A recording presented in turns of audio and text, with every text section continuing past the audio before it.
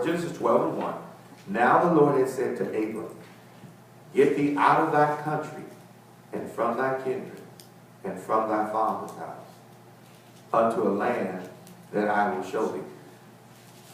Now, Reverend and Minister, I read that a million times, and I just got some new light, some new illumination on that today, because of what I'm teaching right now this morning on this Sunday message.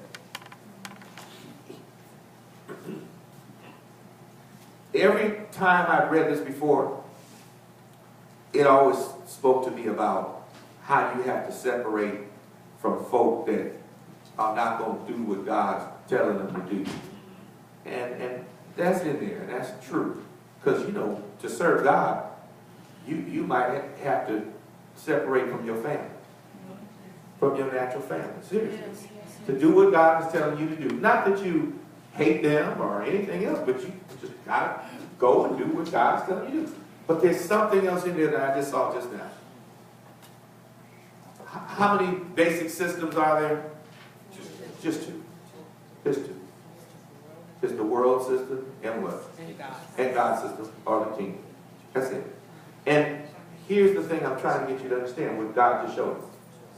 He said, Abram, I'm getting ready to bless you. And part of that, you being blessed, is for you to be a blessing back to me. But the first thing I got to do is I got to get you out of the world system. I got to get you, you're in the wrong system. And I got to get you out. You said, Pastor, how do you know that? Well, because I've been studying that verse and passage for years. But I'm going to tell you what you got to understand. Notice what he said. Get thee out of thy country, and from thy kindred, and from thy father's house. His country, kindred, and father's house all constituted the world system. Yes. How do you know that, Pastor? Because his father, Terah, was an idol worshiper. His father was not only an idol worshiper, his father was an idol maker. He made idols. He didn't just worship idols, he made idols. So his father, all the proceeds of his business was going back into to advancing the kingdom of Satan. Y'all didn't get this. I said everything that the Abraham family was doing, all their money was. Let me say it to you like in another way. It's like saying that they were in the liquor business. Right. It's like saying they were in the liquor business and they were making good money. But all their money was going into that which hurts people's lives, tears people down, destroys people's lives. And God said, I'm not going to bless you so that you can end up giving more money to Satan.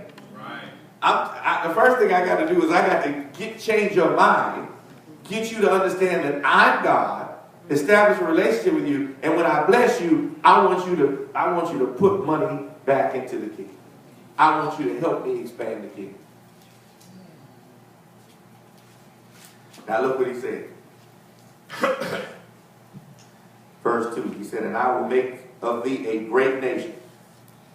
Somebody say exalted Father. Exalted Father. In other words, he said, if you, somebody say if. Yeah. He said, if you will get out of that world system, you'll stop playing the lottery. Come on, somebody. Right. Well, we're gonna see. I'm not gonna teach what you would get at one of them secular places. You thought you were coming here. Pastor's just going to tell me now, here's what I need to do. I need to put an IRA, and I need to do this and do. You know, we got to deal with something first before we deal with any of that stuff. We got to deal with our hearts and our minds. Because what we're doing is, we want to find out how to get more financial wealth, but we still want to go to the casinos. And we still want to gamble. And we still want to play the lottery. And the Lord is saying, that's the world system. Get out of it. Get out of it. Come out of it. Come out of it. and start trusting me and putting money into my system, and you're going to see so many blessings. So what he said is come out of the system. And notice the first thing he said, and if you do that, verse 2, he says, I will make of thee a great nation. Translation, I will fulfill my promise to you when I said that I'm going to make your name great. When I called you Abram, which means exalted father, and you figuring, how can you be an exalted father or father of a nation? You're not even a father of a one child yet. Right. He said, but if you come out of that system, every stuff that you couldn't even imagine that I could do, I'll do it. I was thinking this morning, I was watching television this morning, I was watching some of these Christian programs, and I started seeing these places with studios, television studios, and all these things. And years ago, God spoke to my heart. And he told me that this ministry could be like that. Yes, sir.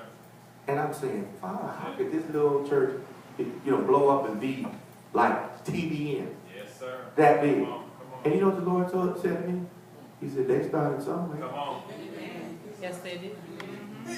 Am I right, honey? Yes, yes, yes. He said, they started somewhere. Yes, sir. He said, with me, nothing is impossible. That's right. But we got to get a group of people who change their minds and say, you know what, I'm going to stop giving my money to the devil. There's some things that just are devil activities. It's just feeding his kingdom. That's all. It's just feeding his kingdom. And we stop giving that money to him, start giving it to God, we can do anything. He says, verse 2, I will make of thee a great nation. Now here it is. And I will bless thee. See, get out of the world system, and I'll bless thee. And make thy name great. Did you notice what he didn't say? He didn't say, I'll make your name famous. Did y'all catch that? He said, I'll make your name great. There's a difference. I'll deal with that in the message. But there's a difference. In other words, the difference is the systems. Again, the other system is all about fame. God's system is about greatness. In other words, he's talking about an honorable name. A good name. Not just famous. You can be famous for the wrong thing. But you famous. You can be infamous. Hitler's famous in the sense that everybody knows who he is, right? Genghis Khan is famous. Everybody knows who he is, right? Infamous. So he said, but I will make thy name great. Look at this. And thou shalt be a what? Blessing. Let's read it again. I will, verse 2, I will bless thee, and thou shalt be a what? Blessing. I will bless thee, and thou shalt be a blessing. So, that's where I got that from. Why am I blessed? To be a blessing. I'm blessed to be a blessing.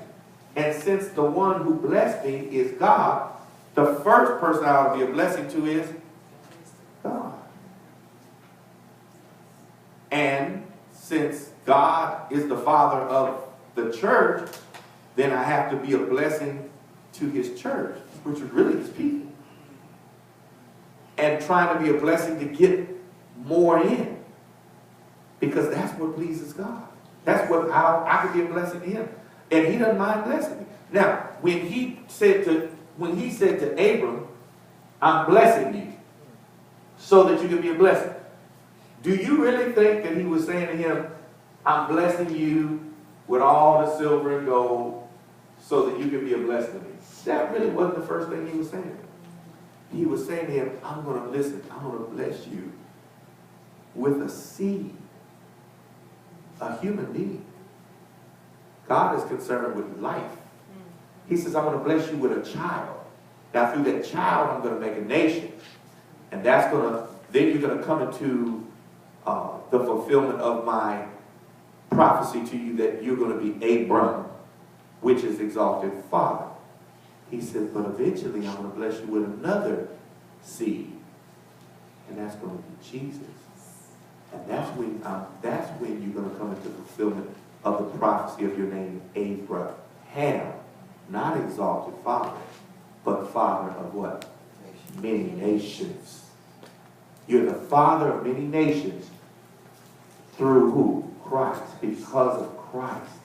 So really, what am I really saying to you in conclusion? I'm saying to you that the first thing we got to remember is that this thing is spiritual. Because just like Abraham, in the process, did he get a lot of cattle and silver and gold and all that stuff? Yeah. But what God was telling him right here when he said, I'm going to bless you and make your name great, it really wasn't about the natural or the material. It was really about the spiritual. He was saying, you can't be a great nation without a son. And then he was saying, you definitely can't be the father of many nations unless through your lineage comes Jesus. And all of that's spiritual. And sometimes we think that, always saying this, okay, I want to be blessed, I want to be blessed. It's based on how much money I make. But what I'm trying to tell you is, I want to be blessed based on the spiritual grace and fulfillment of that spiritual purpose that God has for me. Sometimes we tend to shun things like our children. Seriously. I mean, just the children that God gives you. In other words, we tend to take the other system's measure of success and say, well, I'm not successful unless I have this much money. But God is saying, if I can give you one child, and you can do right by that one child, that child could end up being the next Solomon. That child could end up being, you don't know, and that child can end up bringing thousands into the kingdom. That child could be the next Billy Graham. He can end up, he or she can end up bringing thousands. Now, what do you think God is more concerned about? You bringing that child into the earth and you raising them right, or you having $1 million? Do you see what I'm saying? So we have to be clear that true prosperity is first spiritual. We're out of time, and I thank you for yours today. Just foundational today. Amen? Amen. All right.